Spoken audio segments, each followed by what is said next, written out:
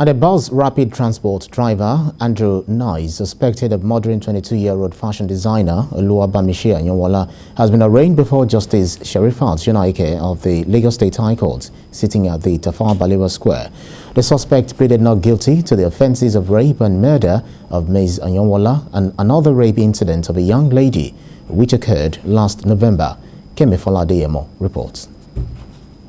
Andrew Nice and others said to be at large were accused of conspiring to rape and murder Bamishi Anyonwola at about 1900 hours on February 26, 2022 between Lekki Ajah Expressway and Carter Bridge in Lagos.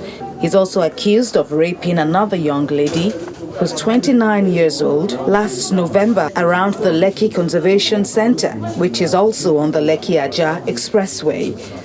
Dr. Jide Martins, who is the Director of Public Prosecutions, represented Lagos State, while Isaac Ezekwem represented the defendant. Another counsel, Ayo Ademiluyi, announced appearance for the Anyonwola family.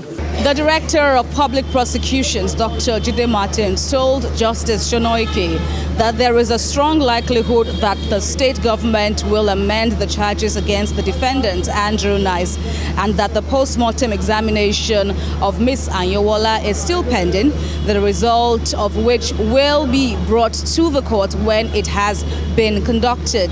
Though the defendant pleaded not guilty to the 4 counts charge, his lawyer says they will be considering an option of plea bargain.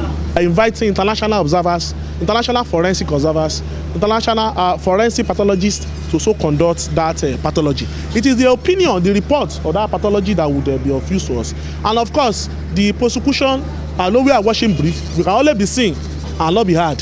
The prosecution also said they will be available to employ video links, which are so abundant.